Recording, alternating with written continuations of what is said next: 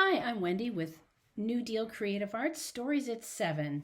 I'm reading The Secret Garden by Frances Hodgson Burnett, and this is Chapter 3, Across the Moor. Mary slept a long time, and when she awakened, Mrs. Medlock had brought a lunch basket at one of the stations, and they had some chicken and cold beef and bread and butter and some hot tea. The rain seemed to be streaming down more heavily than ever, and everybody in the station wore wet and glistening waterproofs. The guard lighted the lamps in the carriage, and Mrs. Medlock cheered up very much over her tea and chicken and beef. She ate a great deal, and afterwards fell asleep herself, and Mary sat and stared at her and watched her fine bonnet slip on one side until she herself fell asleep once more in the corner of the carriage, lulled by the splashing of the rain against the windows. It was quite dark when she wakened again. The train had stopped at a station, and Mrs. Medlock was shaking her.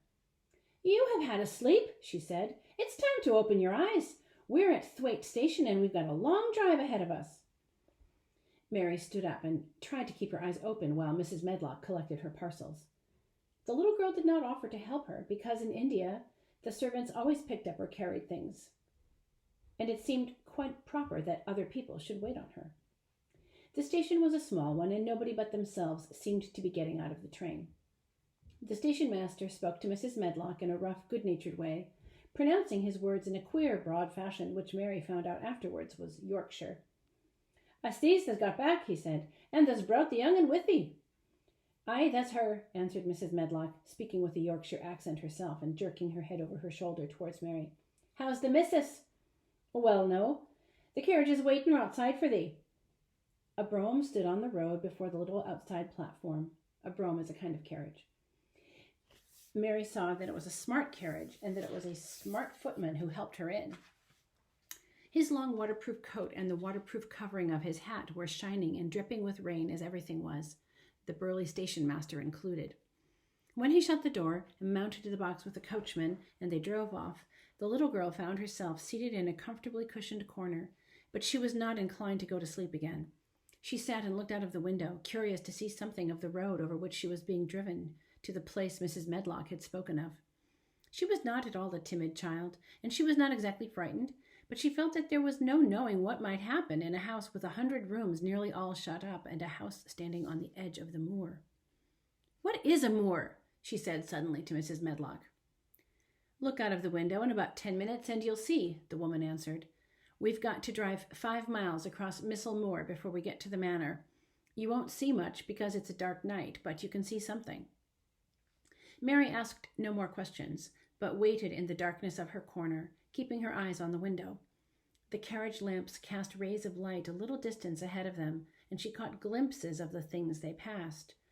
After they had left the station, they had driven through a tiny village, and she had seen whitewashed cottages and the lights of a public house. Then they passed a church and a vicarage and a little shop window or so in a cottage with toys and sweets and odd things set out for sale. Then they were on the high road, and she saw hedges and trees. After that, there seemed nothing different for a long time, or at least it seemed a long time to her. At last the horses began to go more slowly, as if they were climbing uphill, and presently there seemed to be no more hedges and no more trees. She could see nothing, in fact, but a dense darkness on either side. She leaned forward and pressed her face against the window just as the carriage gave a big jolt. We're on the moor now, sure enough," said Mrs. Medlock. The carriage lamps shed a yellow light on a rough-looking road which seemed to be cut through bushes and low-growing things which ended in the great expanse of dark, apparently spread out before and around them. A wind was rising and making a singular, wild, low, rushing sound. It's not the sea, is it?" said Mary, looking round at her companion. "No, not it," answered Mrs. Medlock. "Nor it isn't fields or mountains. It's just miles and miles and miles of wild land that nothing grows on but heather and gorse and broom, and nothing lives on but wild ponies and sheep." "I feel as if it might be the sea if there were water on it," said Mary. "It sounds like the sea just now." "That's the wind blowing through the bushes," Mrs. Medlock said. "It's a wild, dreary enough place to my mind, though there's plenty that likes it, particularly when the heather's in bloom." On and on they drove through the darkness, and though the rain stopped, the wind rushed by and whistled and made strange sounds.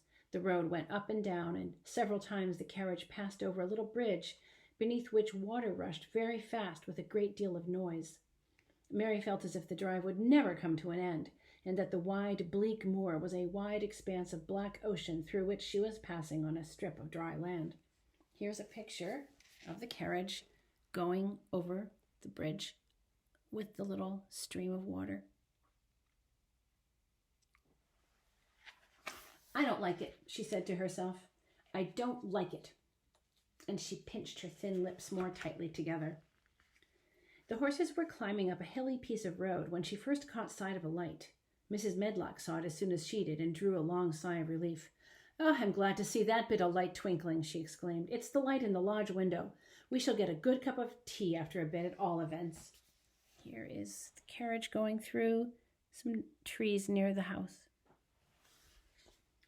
It was after a bit, as she said, for when the carriage passed through the park gates, there were still 2 miles of avenue to drive through, and the trees, which nearly met overhead, made it seem as if they were driving through a long, dark vault. They drove out of the vault into a clear space and stopped before an immensely long but low-built house, which seemed to ramble round a stone court.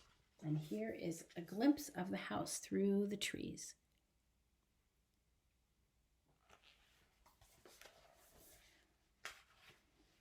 At first, Mary thought that there was no lights at all in the windows, but as she got out of the carriage, she saw that one room in an upstairs corner glowed. The entrance door was a huge one made of massive, curiously shaped panels of oak, studded with big iron nails and bound with great iron bars. It opened into an enormous hall, which was so dimly lighted that the faces in the portraits on the walls and the figures in the suits of armor made Mary feel that she did not want to look at them. As she stood on the stone floor, she looked a very small, odd little figure dressed all in black, and she felt as small and lost and odd as she looked. Here she is, just about to enter.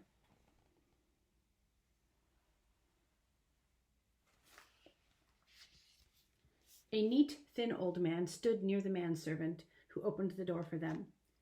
"You are to take her to her room," he said in a husky voice. "He doesn't want to see her. He's going to London in the morning." "Very well, Mr. Pitcher," said Mrs. Medlock. "So long as I know what's expected of me, I can manage." "What's expected of you, Mrs. Medlock," Mr. Pitcher said, "is that you make sure that he's not disturbed and that he doesn't see what he doesn't want to see." And then Mary Lennox was led up a broad staircase and down a long corridor and up a short flight of steps, and through another corridor and another, until a door opened in a wall, and she found herself in a room with a fire in it and a supper on the table. Mrs. Medlock said unceremoniously, "Well, here you are. This room and the next are where you live, and you must keep to them. Don't you forget that." It was in this way that Mistress Mary arrived at Misselthwaite Manor, and she had perhaps never felt quite so contrary in all her life. And here is a picture of her going up the big staircase up to her room, down the corridors and up the stairwells.